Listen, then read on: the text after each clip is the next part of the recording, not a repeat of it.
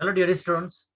Uh, Welcome to everybody in our next class of Literature for Language Development course. Now we are at Unit 5, and our topic is Contemporary Approaches to Literary Criticism. In this topic, we are going to learn about various contemporary approaches uh, that is based on different types of literary text, and it is about literary criticism, how English literature has been connected to various types of literary criticism, and what types of ideas and methods have been developed in the field of literary text, in the especially in contemporary literary approaches to literary criticism. Being based on this subject matter about the contemporary approaches, about the different types of literary theory, in today's class we are going to learn about this. Now, before starting this lesson, contemporary approach to literary criticism, here we should know about what is literary theory. Well, literary theory is a body of ideas and methods we use in a practical reading of literature. By literary theory, we refer not to the meaning of work of literature, but to the theories that reveals what literature can mean. Here, different types of literary theory indicates the methods and ideas and perception of philosopher expert who have developed different types of concepts. Now, literary theory offers varying approaches for understanding the role of historical context in interpretation, as well as the relevance of linguistic and unconscious elements of the text that have been developed here. Literary theory formulates the relationship between author and work. It develops the significance of race, classes, gender for literary study. Especially, literary theory develops the concept, ideas, perception. Uh, there are various types of literary theories. There are various types of literary genres. In different literary texts have been written, have been developed using different types of literary perception. One literary text can be directed towards psychoanalytic approach. One literary text, another literary text can be related to Marxism perspective. Another can be feminism perspective. Another can be based on post-structuralism, and another one is can based on structuralism. There are various types of literary theories have been developed in order to boost up the concept of different literary ideas, methods regarding the literary text. Now, here we are going to learn various types of literary theories in the field of. Now, let's go various types of literary theories that have been developed uh, in in the history of English literature. If we go back to the history of English literature has an old history. It starts from old English literature, Middle English literature, up to now. The postmodernism is the age of deconstructionism. So various types of literary theory is in timeline. Now let's observe what types of literary theories have been evolved, have been developed. Uh, you can see through this timeline here. The first one is moral criticism, that is dramatic construction. It was started from 360 BC. And next, literary theory, that is formalism, new criticism, new Aristotelian criticism. Uh, this is started since 1930s. Then next concept, psychoanalytic criticism, Jungian criticism from 1930s in the same year. Then next concept by Karl Marx, Marxist criticism. It has developed, Marxism developed the concept of thesis, antithesis, and synthesis. How literary texts have been designed there in order to connect with their literary theory. Then next, reader response criticism, 1960s. Structuralism, semiotics, 1920s. Post-structuralism, deconstruction, 1966. New historicism, cultural studies, 1980s. Post-colonial criticism, 1990s. Feminist criticism, 1960s. Gender queer studies, 1970s. Critical race theory, that is 1970s. Critical disability studies, 1990s. So the date can be different according to the historian. Now here, various types of literary theories have been evolved, have been developed to flourish the literature, English literature especially. Here, literary theory shows various concepts and ideas that have been developed in different eras in differently. Now, being on this matter, literary theories and its criticism about the contemporary approaches in the field of English literature, uh, we are going to learn ahead, especially here. Similarly, this literary theory is a fundamental area of study in the field of language because it is a series of ideas which act as different lenses critics use to view and talk about art, literature, and even culture. These different lenses allow critics to consider works of art based on certain assumptions within a school of theory. The different lenses also allow critics to focus on particular aspect of work they consider important. So here, literary criticism has two main functions.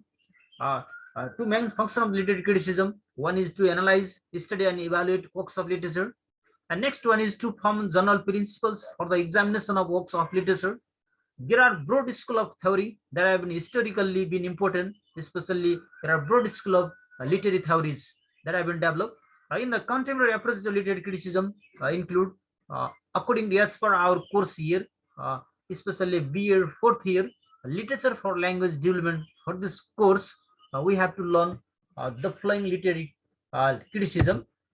The first one is new criticism, and next one is formalism, and third one is structuralism, fourth one is psychoanalytic criticism, fifth one is reader response theory, read, then six deconstructive criticism, and seven post colonial criticism, and next one, eighth number is feminist criticism, and nine, that is cultural criticism, and 10 queer theories, and 11 African American theories. So in this way, altogether 11 literary criticism that is based on contemporary approaches. We are going to learn about this. Now let's start from new criticism, especially new criticism. It was this concept was developed by John Croy Ransom in his book The New Criticism, which was published in 1941. He developed this concept. Especially, it refers to the moment in literary criticism which began in the 1920s. New criticism was a formalist moment in literary theory that dominated American literary criticism in the middle decades in the 20th century. It emphasized close reading, particularly of poetry, especially. New criticism focuses on close reading activities to discover how a work of literature functions as a self-constant, self-referential aesthetic object. Especially, in another word, we can say new criticism developed as a reaction to the world of philosophical and literary history school of US North, which influenced by 19th century German scholarship focuses on the history and meaning of individual words. So this concept developed, that is especially close reading activities. Close reading is focused on close reading new criticism. It developed from America, is American literary criticism. Uh, Especially new critics believe the structure and meaning of the text were intimately connected and should not be analyzed separately. This criticism focuses on that. In order to bring the focus of literary studies back to analysis of the text, they aim to exclude the reader response, the author's intention, historical and cultural context, and the moralistic bias from the analysis. Yet the new critics privilege poetry over other forms of literary expression because they saw the poem as the purest exemplification of the literary values which they upheld. So here one more point is the techniques of close reading and structural analysis of the text have also been applied to fiction, drama, and other literary forms. So the aesthetic qualities praised by the new critics were largely inherited from the critical writings of Samuel S.T. Coleridge.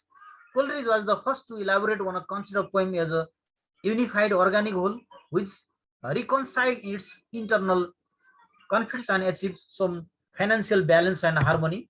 Especially basic assumption of new criticism. Let's discuss about this.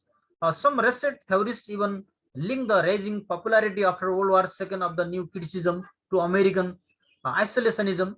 These critics tend to view the formalist tendency to isolate literature from biography and history as a sympathetic of American fatigue with wider involvements.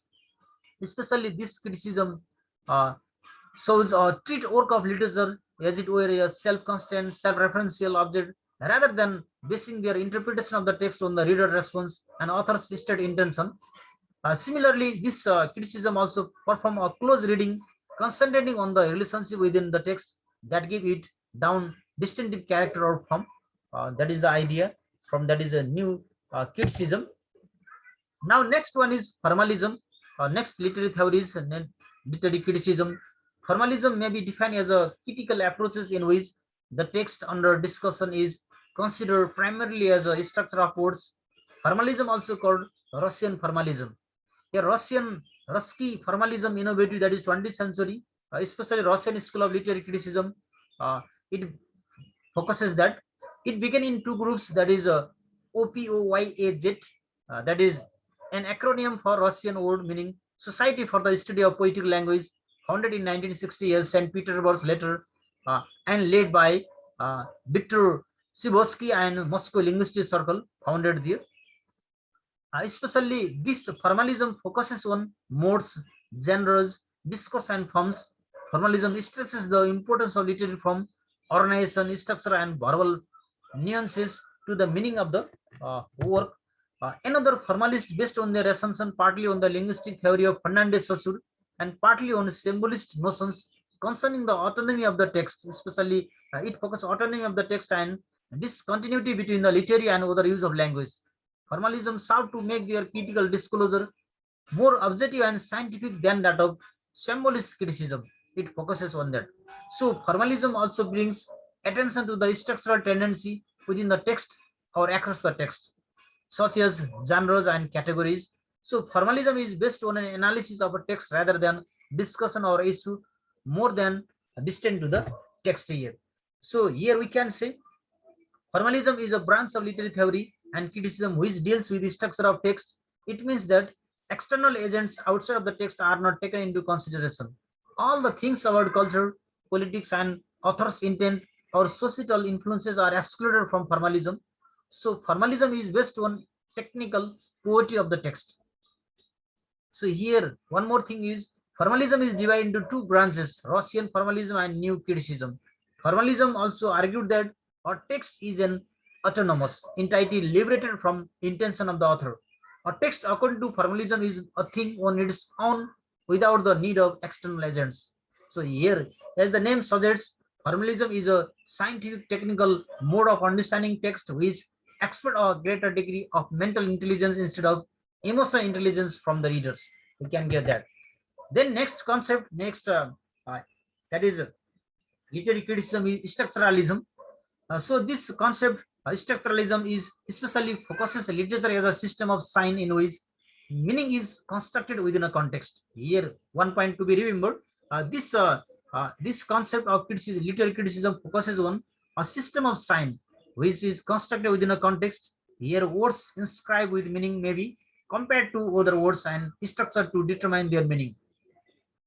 Special structuralism enjoyed popularity in the 1950s and 1960s in both European and American literary theory and criticism. Structuralism focuses on the literature as a system of sign in which meaning is constructed within a context. Here, cultural communities determine the meanings and relationship of sign. Criticism that uses a structuralist approach analyze patterns, narrative operations, and course of operation to interpret the text and culture from which emerge, exploring underlying structure that make the creation of meaning possible. Here, this theory has been developed in this way. One more thing, unlike the formalist critics or new critics, structuralist critics are primarily interested in the codes, sign, and rules that govern social and cultural practice, including communication there. So here, structuralism and semiotics were greatly influenced by the structuralist linguistic, most notably by Fernandez Saussure. Work on the linguistic sign and later by Noam Chomsky, seminal work on the transformational grammar. We see that structuralism. The seminal text of structuralism is Fernandez Saussure's published collection of lecture course in Journal Linguistics 1915. These notes a system of sign. This note presents a structuralist approach to language that focuses on the abstract system of sign. Two parts constitute or sign, the signifier or spoken mark and a signified or concept. So that is this idea developed in structuralism. Now here the fundamental belief of structuralism that all human activities are constructed and not natural or essential. It pervades all seminal works of structuralism and rules, the ways in which units can be put together. In language, units are words and rules are form of grammar which order the words. Here, structuralists believe that the underlying structure which organize rules and units into meaningful system are generated by the human mind itself and not by a sense of perception. Here, structuralism tries to reduce the complexity of human experience to certain underlying structure which are universal and ideas which has its roots. It's the classic like Aristotle who identify simple structure as forming the beliefs of life. So this focuses on the rules are the forms of grammar which order the words. So this uh, structuralism focuses on this concept. Then we have next literary theories, that is psychoanalytic criticism. Especially psychoanalytic criticism, it focuses on the unconscious repression of the mind. It is one of the illuminate aspect of literature in its connection with the conflicting psychological states. Especially this psychoanalytic criticism focuses on, that is the repression, the unconscious state of mind, like dreams, express the secret unconscious desire and anxiety of the author. That a literary works in the manifestation of the author's own neurosis. It focuses on that. One may one may psychoanalyze a particular character within a literary work, but it is usually assumed that all the characters are projection of the author's psyche. So here, this criticism is heavily based on the idea of modern tradition of Fernandez Saussure. Sorry, that is Sigmund Freud, especially structuralism. There, Fernandez Saussure. Here, psychoanalytic focuses on Sigmund Freud, who developed the interpretation of dream. He wrote one book, The Interpretation of Dream, in 1900, which provides a method of interpreting apparently unimportant details of narratives. He has displacement of repressed wishes or anxieties is focused on. The basis of this approach is the idea of existence of human consciousness, those impulses, desire, and feelings about which a person is unaware but which influence emotions or behavior. Critics use psychological approaches to explore the motivations of characters and the symbolic meaning of events. There are three premises in uh, Freudian psychoanalysis. Of most individuals' mental process are unconscious. Here, the ideas is given here. The first, that is number one, is most of the individuals' mental process are unconscious. Next one is all human behavior is motivated on ultimately by what we would call sexuality. The prime psychic force, libido or sexual energy. This theory it talk about this concept. Because of the powerful social taboos attached to certain sexual impulse, many of our desire and memories are repressed here. Psychoanalytic criticism builds on Freudian theories of psychology. To discuss all the Freudian works or journal review is necessary to explain psychoanalytic literary criticism here. The conscious, the unconsciousness, the desire, and the defense. That is the main concept of this criticism. Freudian began his psychoanalytic work in 1880s while attempting to treat behavioral disorder in his uh, Viennese patients. He dropped the disorder hysteria and began treating them by listening to his patients talk through their problems. So here Freudian organized these events into different developmental stages involving the relationship with parents and the drives of desire, pleasures where children focuses. To keep all of his conflict buried in our unconscious, Freud argued that we develop defense, selective perception, selective memory, denial displacements, projection, regression, fear of intimacy, fear of death, and among others. That is there. Then next concept develop. Next concept come under this psychoanalytic criticism is ego and superego. Here, Sigmund Freud maintained that our desire and our unconscious conflict give rise to three areas of mind that wrestle for dominance as we grow from infancy to childhood to adulthood. So here id indicates the location of the drives or libido, and ego, one of the major defenses against the power of the drives and home of the defense is stated above. And next is superego, the areas of the unconscious that houses judgments of self and others and which begins from to form during childhood as a result of Oedipus and complex. That is the idea there. In this way, ego is the product of conflict between what society says we can't, that is superego, and what we want, that is ego. That is the concept in psychoanalytic approach. And next one is the Oedipus complex. Sigmund Freud believed that the Oedipus complex was one of the most powerful determinants elements in the growth of the child. Essentially, Oedipus complex involves children's need for their parents and conflict that arises as children mature and realize that they are not absolute focus their mother's attention. The Oedipus complex begins in the later phase of infantile sexuality between the child's third and sixth year. It takes a different form in males than it does in female. Here, especially Sigmund Freud argues that both boys and girls wish to possess their mothers, but they grow older. They begin to sense that their claim to exclusive attention is uh, the water by the mother's attention to the father. That is the concept here, Sigmund Freud's psychoanalytic criticism. Then we have next literary criticism, that is reader's response theory. This reader response criticism emerged during the 1930s as a reaction against the new criticism and received much attention in the 1970s. Classical reader response critics include Norman Holland, Stanley Fish, Wolfgang Iser, Hans Robert Jauss, and Ronald Barthes. These are the prominent scholars for that theory, reader response theory. This reader response theory removes the focus from text and places it on reader instead of attempting to describe what goes in the reader's mind during the reading of a text. Especially reader response theory reorganizes the readers as an active agent who imparts real existence to the work and completes its meaning through interpretation. Reader response criticism argues that literature should be viewed as a performing art in which each reader creates their own, possibly unique, text-related performance. So this approach avoids subjectivity or essentialism in description produced through its recognition that reading is determined by textual and also cultural constraint. It stands in total opposition to theory of formalism and new criticism, in which the reader's role is recreating literary works is ignored. Especially new criticism has emphasized that only that which is within a text is a part of the meaning of the text. No appeal to the authority or attention of the author, not the psychology of the reader, was allowed in the discussion of the orthodox new critics there. The idea is given there. So here there are multiple approaches within the theoretical branch of reader response criticism have been developed, yet all are unified in their belief that meaning of a text is derived from the reader's reading process.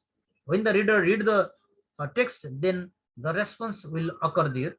So Louis Tyson classified the variations into 5 reorganized reader response criticism approach. There is first one is transnational reader response theory, and next one is effective stylistic, and next third one is subjective reader response theory, and 4 psychological reader response theory, and fifth one is social reader response theory. So in all interpretive communities, readers are predisposed to a particular form of interpretation as a consequence of strategies used at the time of reading. That is the main idea of this reader response theory. Now we have next literary criticism is deconstructive criticism. Especially deconstructive criticism is a school of literary criticism that suggests language is not a stable entity, that we can never exactly say what we mean. Deconstructive criticism follows the belief that objects have meaning because it has been defined as through language. Each and everything cannot be constant. Each and everything will be changeable there. So here, especially structuralism and constructivism and deconstructivism is a different ideas here, because deconstructivism uses the concept of binaries in which one object has been given a sort of privilege, the better appeal, that is good or bad, love or hate, white or black, male and female. So in text, these binaries from the motif or theme of a story. However, the theory of deconstruction focuses on how the language of text may appeal to a binary, but has signed that it favors the opposite, but not necessarily the privileged binary. The idea is given here, deconstructive criticism here. Especially deconstruction was both created and has been profoundly influenced by the French philosopher Jacques Derrida. Derrida, who coined the term deconstruction, argues that in Western culture, people tend to think and express their thoughts in terms of binary opposition. Derrida suggests these opposition are hierarchies in miniature containing one term that Western culture views as positive or superior and other consider. So Jacques Derrida, he puts this idea through the deconstruction to erase the boundary between binary opposition and to do in such a way that the hierarchy implied by the opposition is thrown into question. Although its ultimate aim may be to criticize Western logic, deconstruction arises as a response to structuralism and formalism. Structuralists believe that all the elements of human culture, including literature, may be understood as a part of system of science.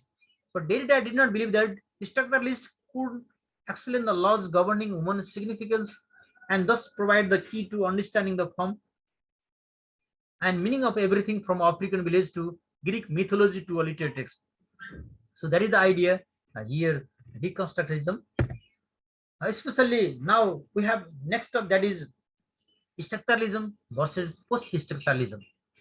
That is the important matter to be discussed here. Structuralism focuses on literature as a system of sign in which meaning is constructed within a context. Words inscribed with meaning may be compared to other words and structure to determine their meaning. Unlike the formalist critics or new critics, structuralist critics are primarily interested in the codes, sign, and rules that govern social and cultural practice, including communication. On the other hand, post-structuralism represents a wide variety of philosophical perspectives and critical procedures that come to prominence in the 1970s, challenging same position and radicalizing others of structuralism regarding language and other signifying system.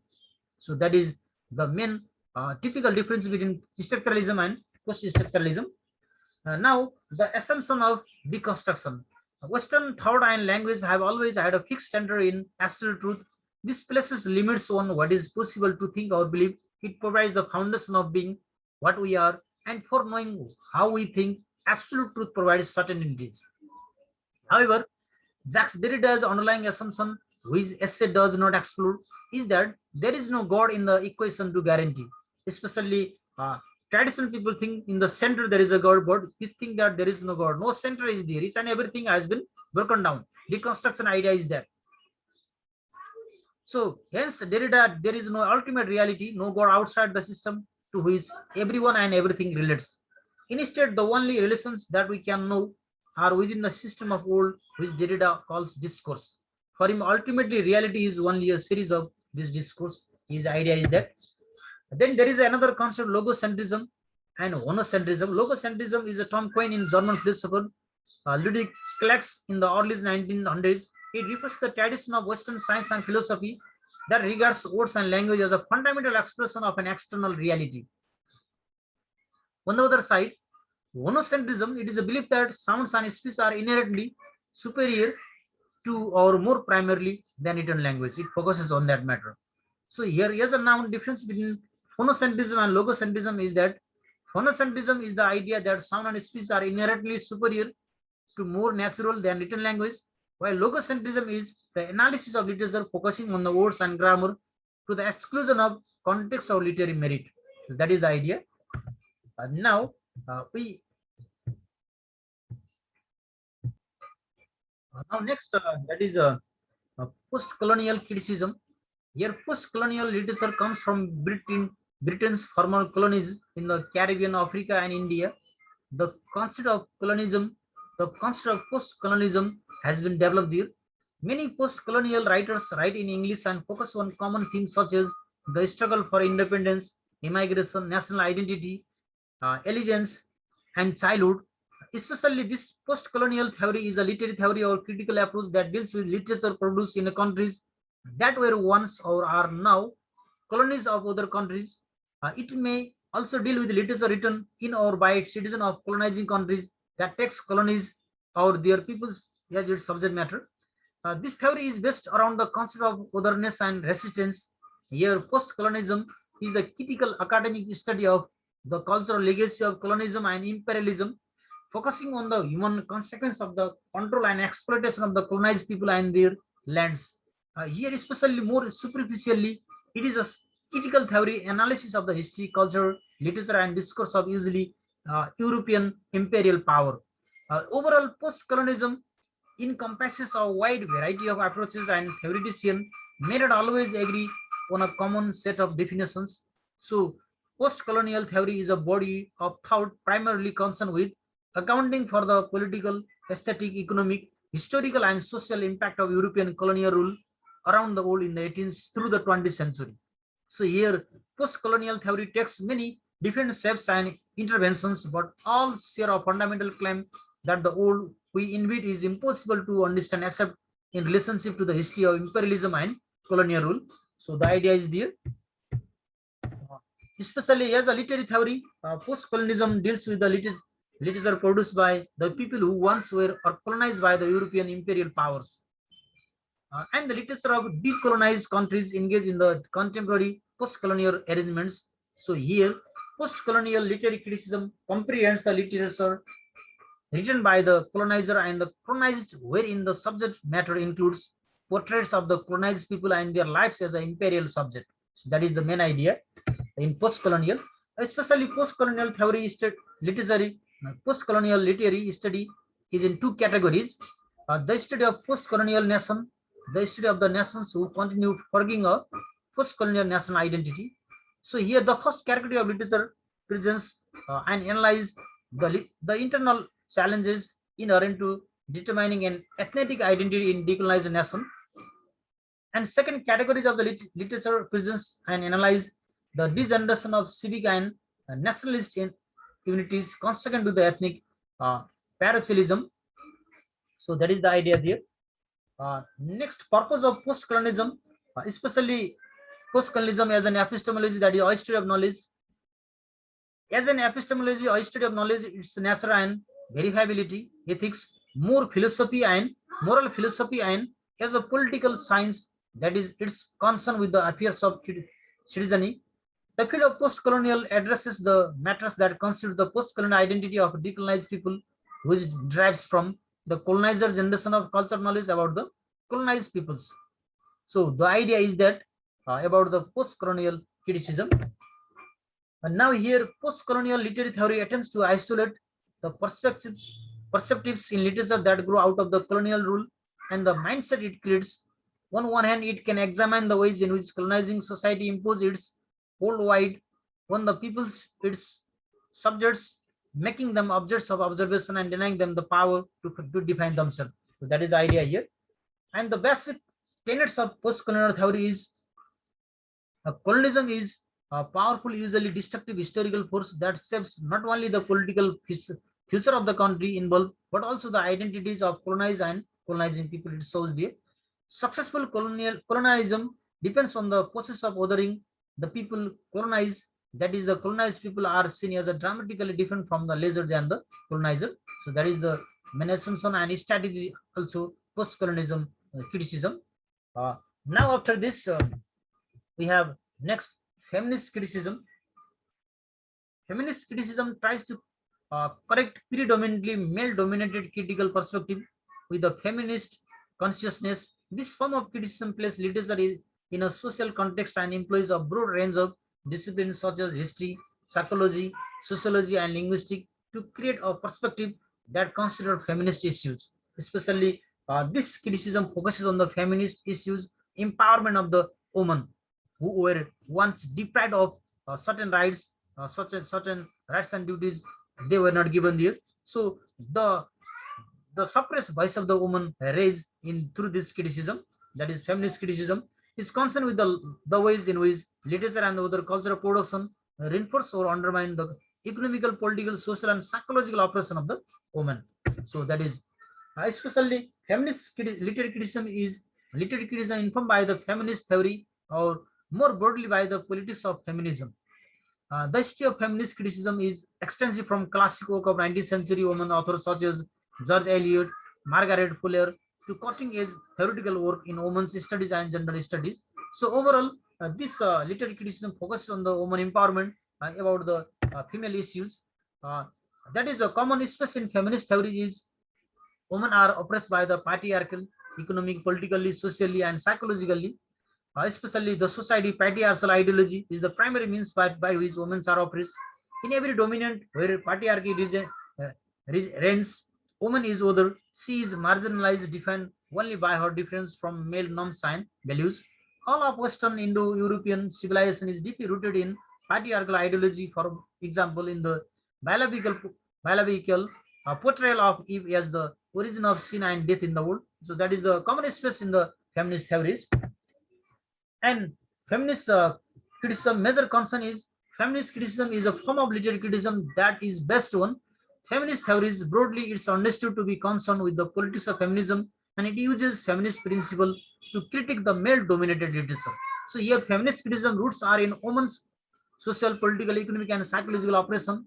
By seeking to view contributions to literary history, feminist criticism aims to reinterpret the old text and establish the importance of women's writing to save it from being lost or ignored in the male-dominated world. That is the idea given here.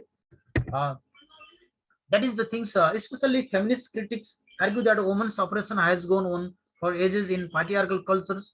In this view, women's oppression has social, economic, political, and psychological aspect and is tied directly to the traditional system of male dominance at the head of the family. Patriarchal family structure are represented in nearly all culture or literature works. We can get that. Then we have next cultural criticism. Especially this cultural criticism focuses on the elements of culture.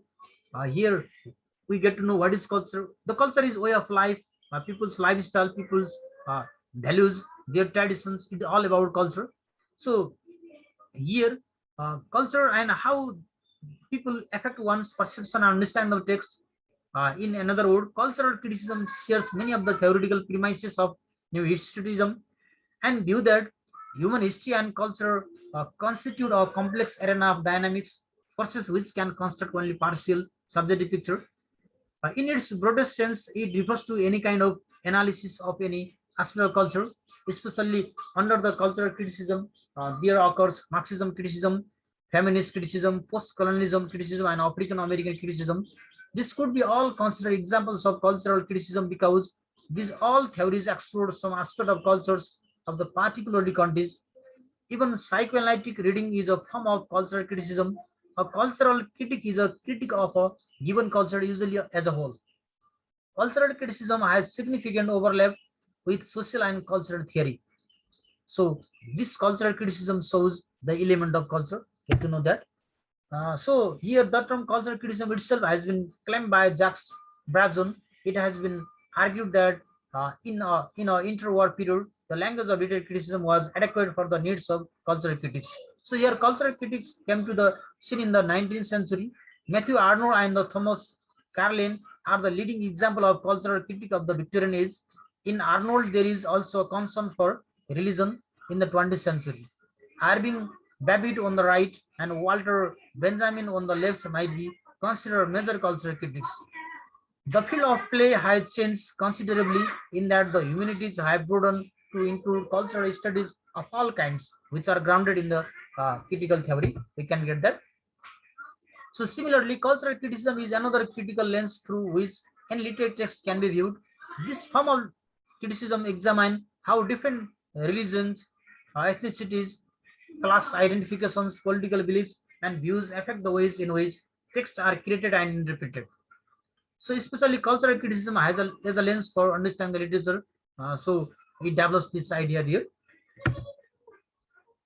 Then we have queer theories, especially among the various literary theories, literary criticism in this contemporary approaches there.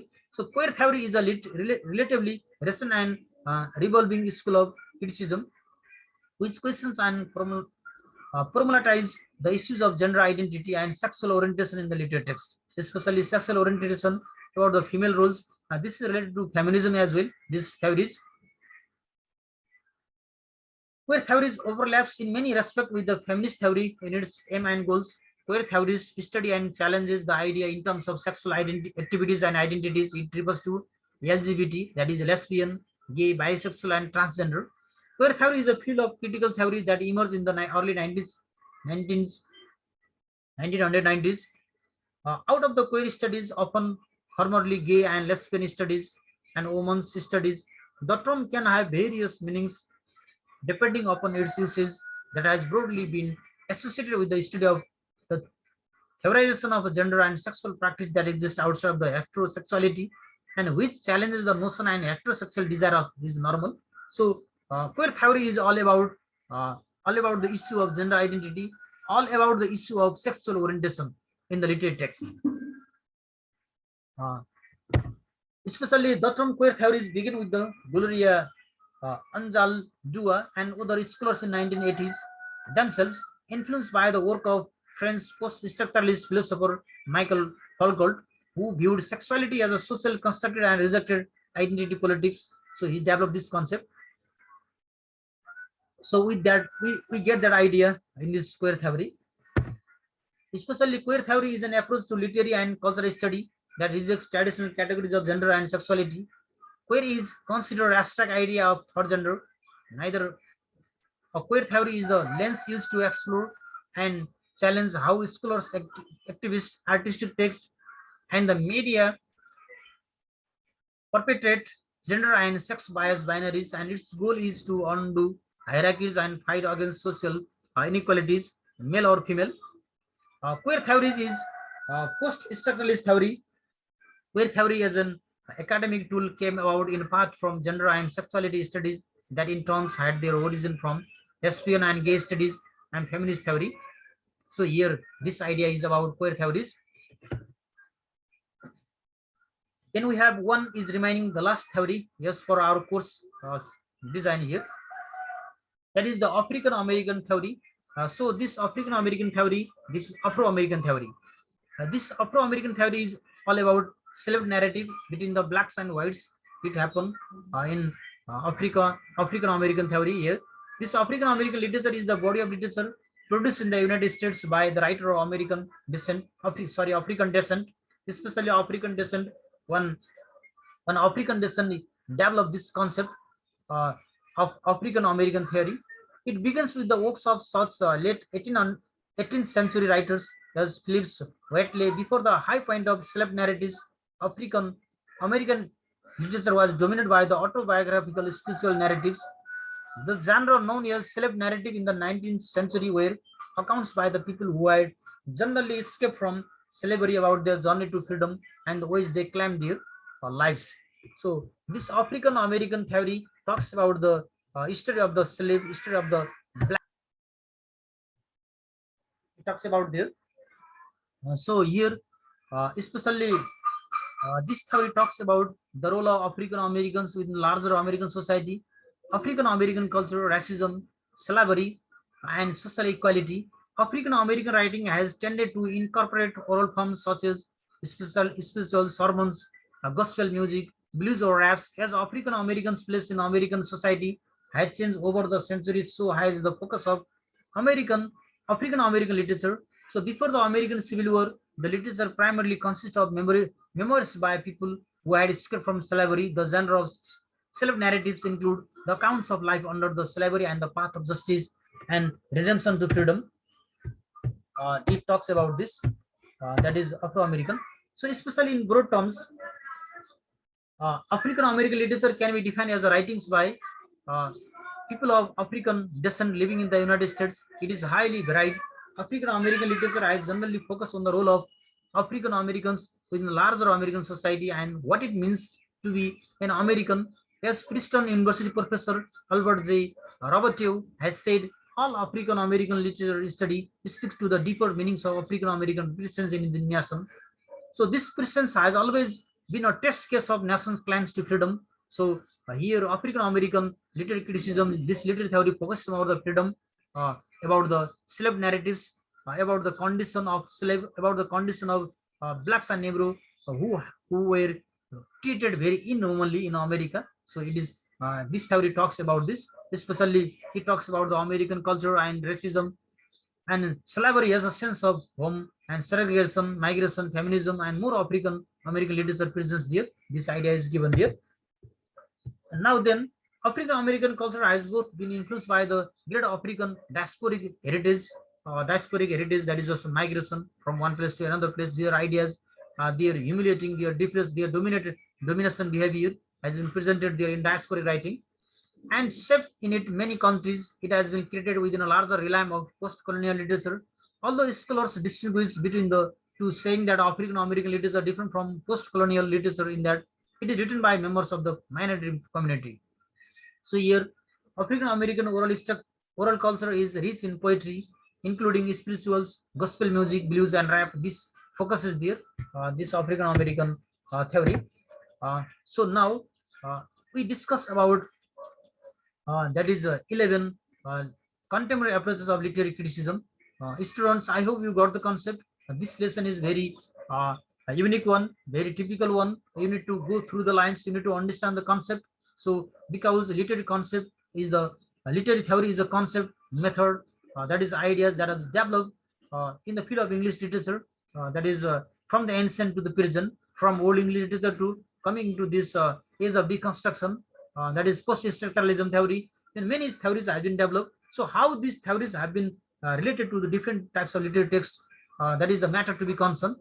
Now we are at the end of our class. Students, I hope you got the concept.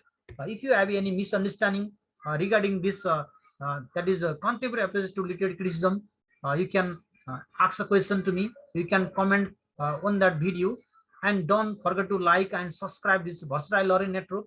Uh, in each and every time, I will upload different types of interesting lessons and interesting topics will be discussed in this channel. Hope to meet you in our next video. See you. Take care. Goodbye.